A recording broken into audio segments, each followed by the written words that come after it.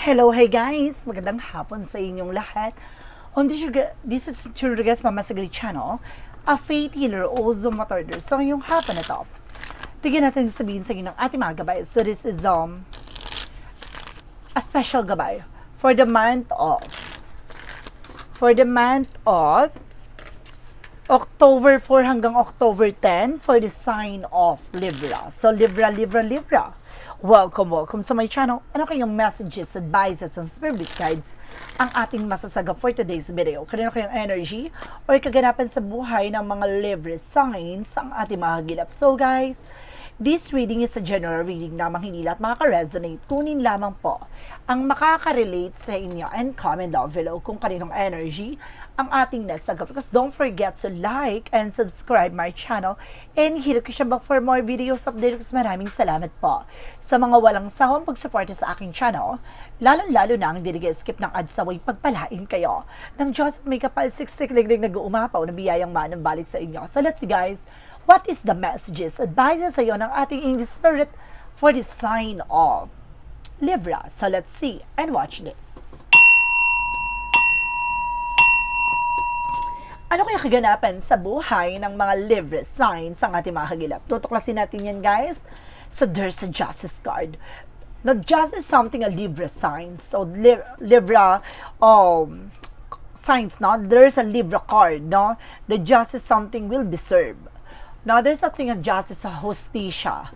Ano man yung bagay na gagawin mo, there's something bounce back. And of course, there's a justice for a Libra. No, maaring pinapakita na may hustisya talaga at maaring may mga bagay na makuha mo.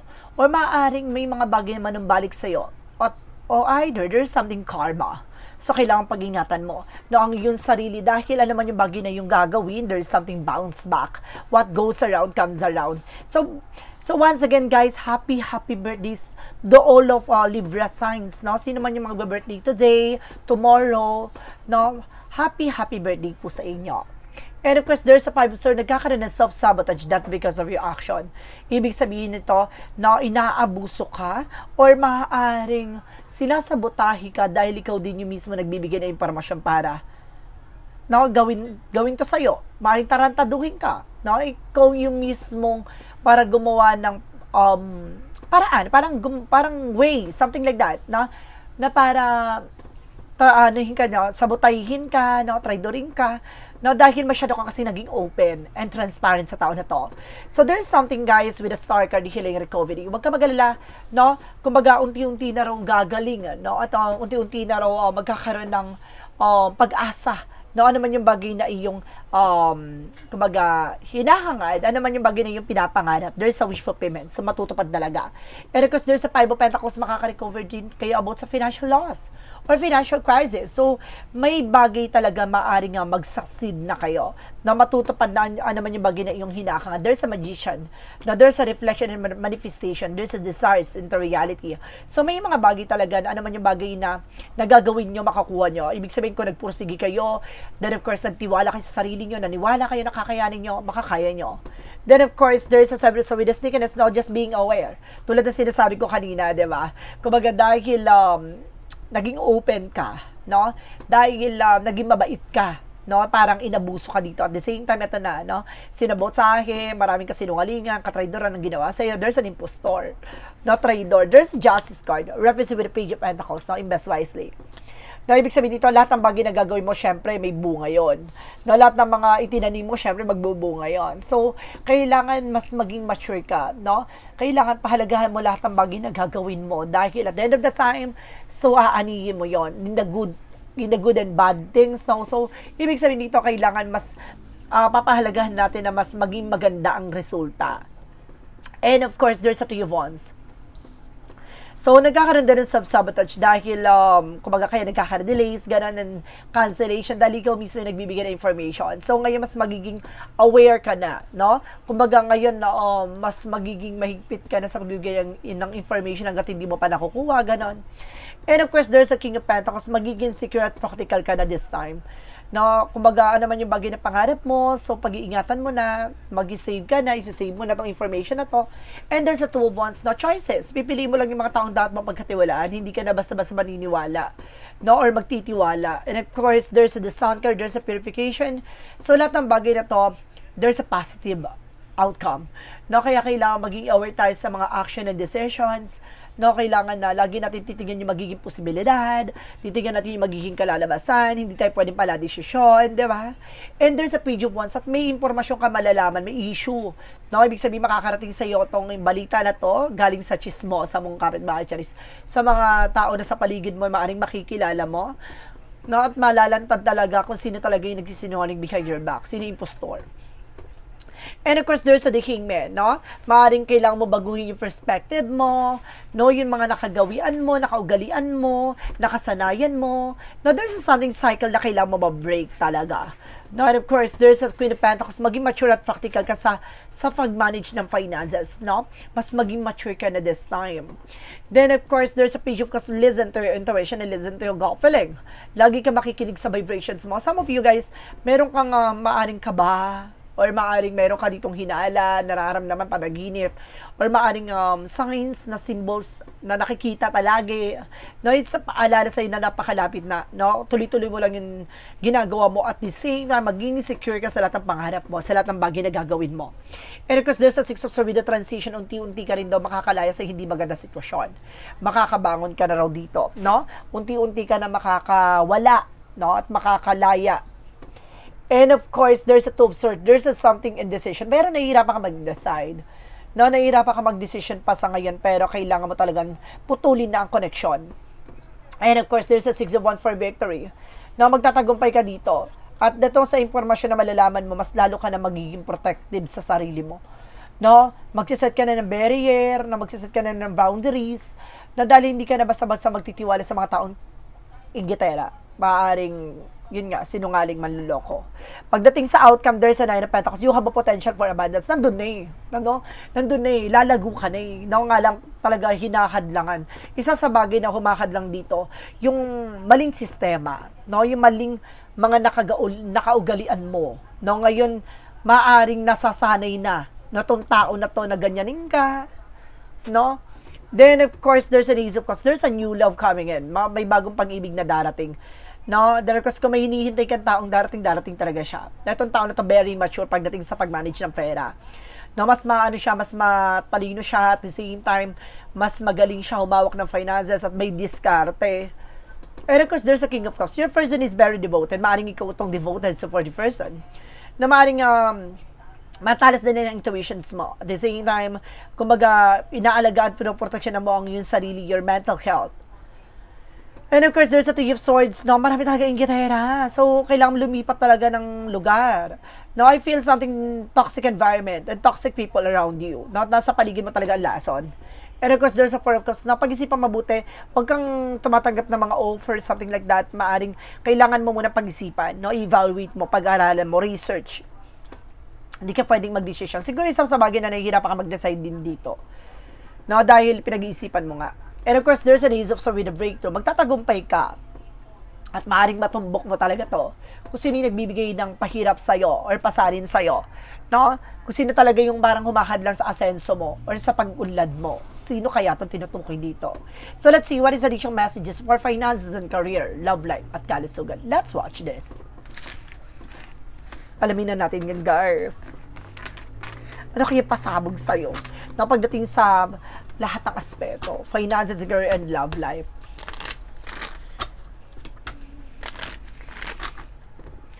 Okay, pagdating sa finances and career, there is a Seven of Cups. A lot of opportunity coming in. Maraming opportunities na papasok.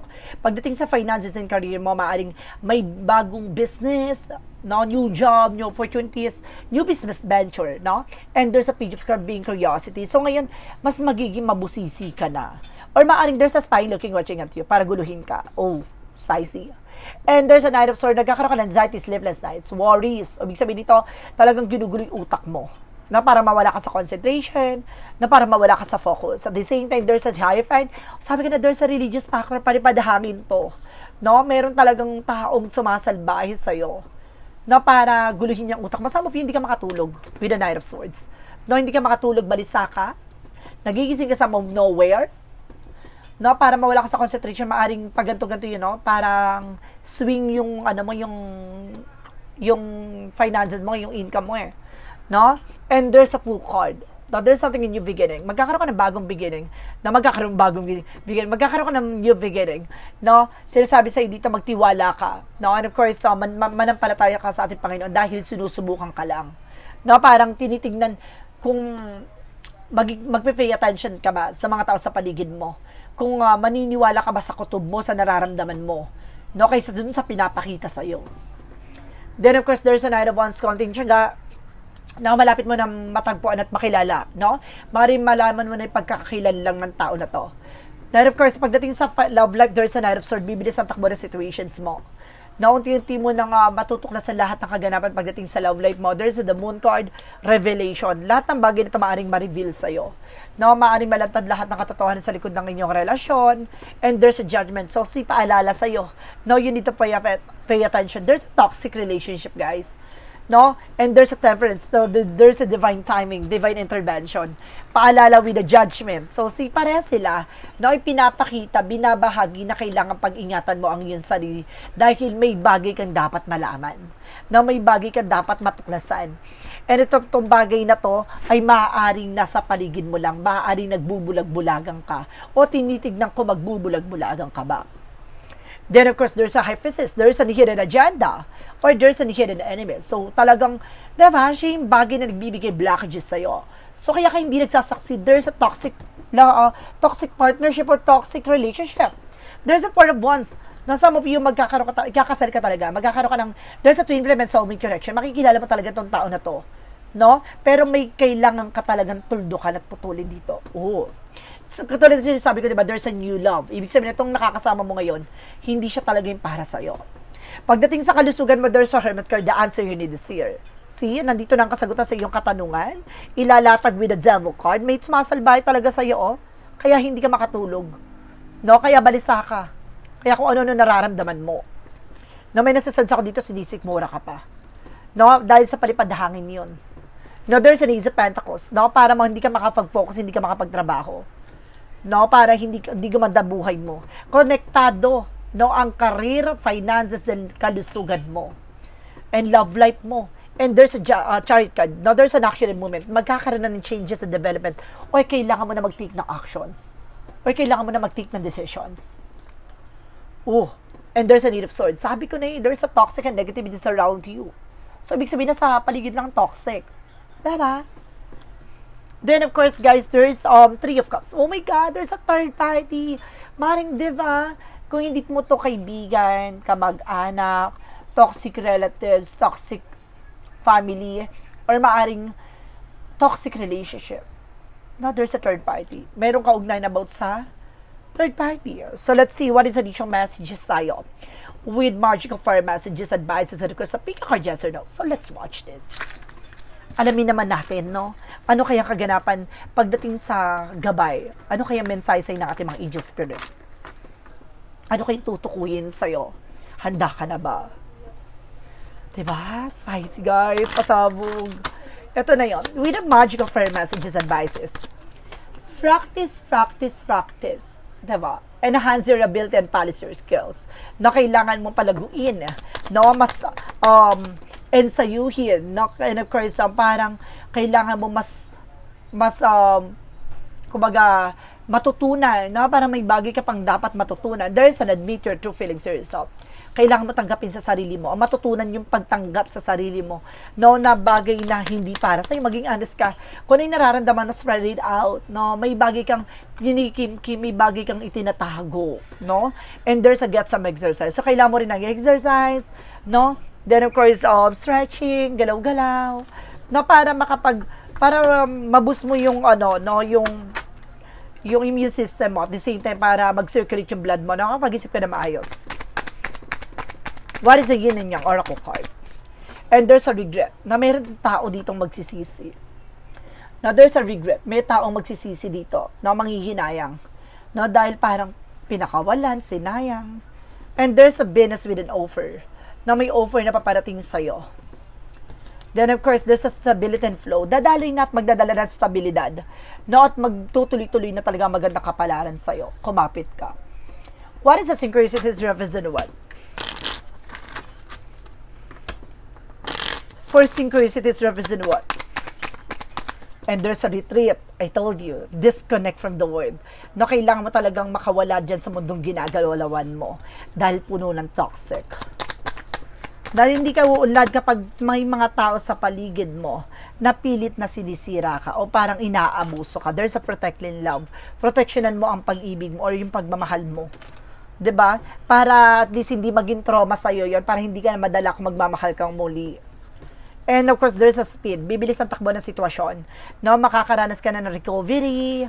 No, makakaranas ka na nakakausad ka din. Ganun. So, let's see. What is the Romance Angels? No? With a Mystic Love Oracle deck. And there's a single, not in relationship. Some of you single ka ngayon na parang hindi ka pa handang magmahal dahil or maaring darating yung araw na magiging single ka. And there's a compromise. No, kasi hindi lahat ng mga pinangako hindi nagbabago. So may mga pinangako dito na napapako talaga. Magbabago na siya. No, magbabago na ang mga pinangako. O maaaring may mga pinangako sa iyo ang ating poong may kapal na maaaring ibigay sa iyo. Maaaring pinakita sa panaginip mo, sa intuitions mo, ganon. What is Archangel Michael messages? And I feel something inner voice. No, matalas ang inner voice mo rin. Yung parang may bumubulong sa iyo. No? Naiiwan mo na yan, pakawalan mo na yan, walang mangyayari sa iyo, ganto ganyan, ganon. And of course, take your time to making decision. Kailangan mo ng oras para makapag-isip, na para pag-isipan lahat ng mga bagay na nangyayari sa'yo. Let's see what is the Jesus loving quote said. A Jesus loving quote said, dalawa. No? He that believe on me, that works that I do, shall he do. The greater works that this shall he do because I go to my Father. Kung naniniwala ka na lahat ng bagay na ginagawa mo at karapat-dapat ginagawa mo, ay ayon sa kalooban ng Diyos. No? Itong mga bagay na ito kung para sa'yo, at kung mga bagay na para sa'yo talaga ibibigay sa'yo. No? At kung naniniwala ka na yung bagay na yon na maaaring ibigay sa'yo at pagkaloob sa'yo, no? Iba ang kakaloob sa'yo. I am the good shepherd giving his life for the sheep. Na ibig sabihin nito, no? Kumbaga, naging mabuti kang manlilingkod, naging mabuti kang anak ng ating Panginoon. So may mga bagay na ibinibigay sa iyo or may ang ating Panginoon ibinibigay niya sa iyo at sa kanyang mga anak yung mga bagay na makakabuti at makakabusog sa kanya. So ibig sabihin, nangyayari yan sa buhay mo hindi para pahirapan ka.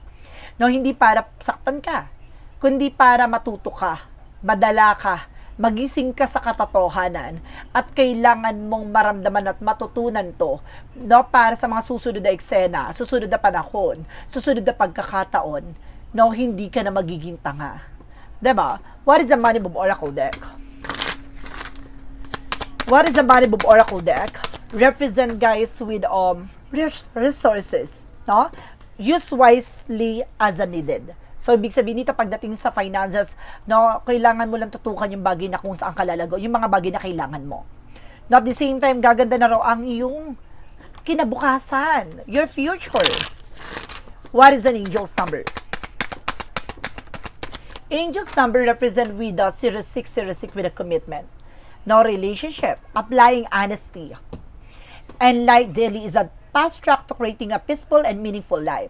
It's how you find solution and confront, release worries by speaking truth, speaking your truth, and worries by speaking, expressing emotion regularly, open up, the best is yet to come. So, mangyayari talaga to.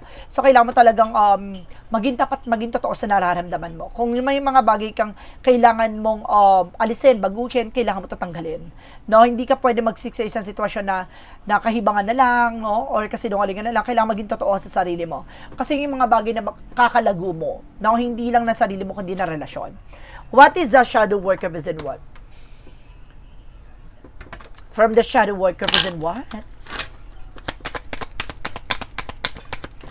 Represent with the spiritual awakening. So, see, talagang kailangan mamulat ka.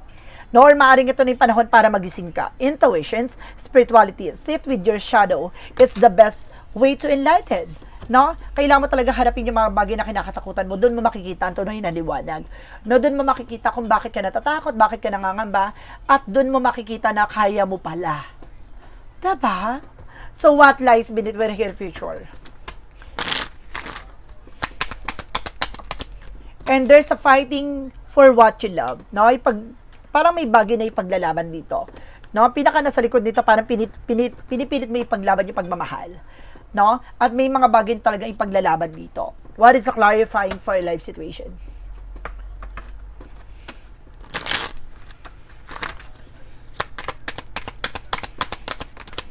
And of course, there's a root of stability. No? Ito yung ugat ng, kumbaga, kapanatagan. No? At talagang kaayusan. And of course, to ground yourself is what nurtures your being and establishing and a stable base from which love and career can bloom. No? Kumbaga pagdating sa pag-ibig at career mo, no, itong bagay na to yung lalago sa'yo, parang kailangan mo muna maging matatag, no, maging malakas, no?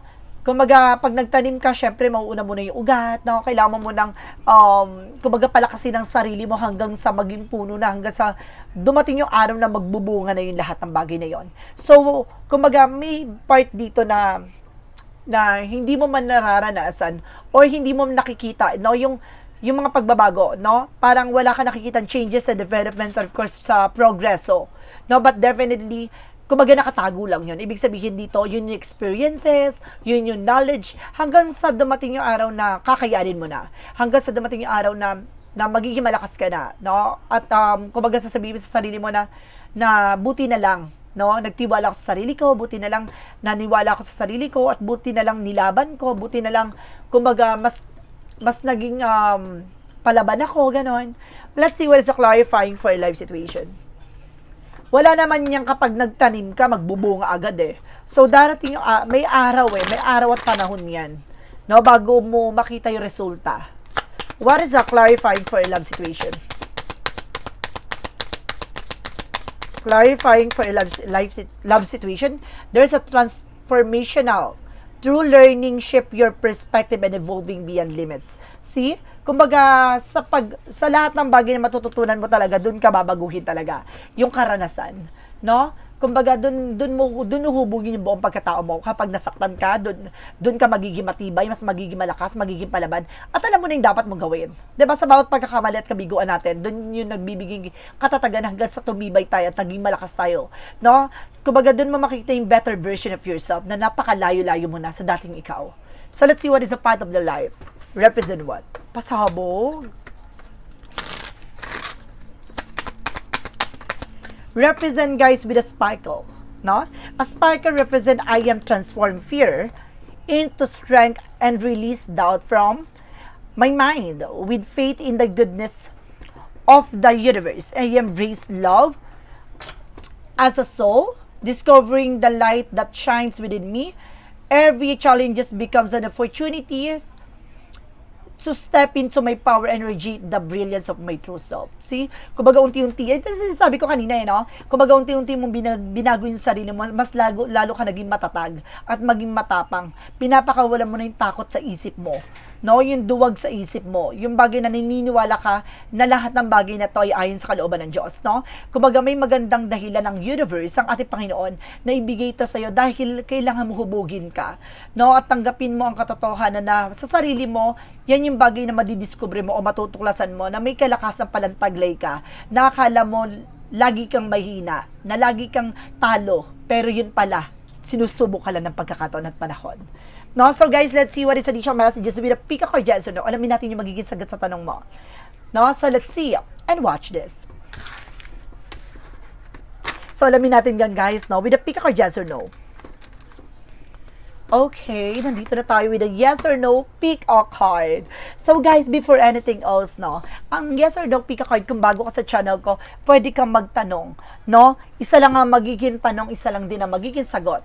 Mag-isip ka na ng tanong at pipili ka na magiging sagot within 1, 2, or 3. Then of course, kapag nakapag-isip ka na ng tanong at nakapili ka na ng number na magiging sagot sa tanong mo, please comment down below. Then of course, guys, malalaman natin ang sagot dito mismo sa reading of after this scenario, no? And of course, guys, maraming salamat po sa mga nag-share ng aking video sa mga uri na social media platforms. Maraming din salamat sa mga sa mga solid subscribers, sa mga followers natin, of course, sa mga silent viewers. Maraming salamat po sa inyo. Then, of course, pasensya na po kayo kung bihira tayo makapag-upload. Gawa na may mga pasyente tayo online, may mga pasyente tayo na walk-in. No, every Thursday lamang po ang gamutan.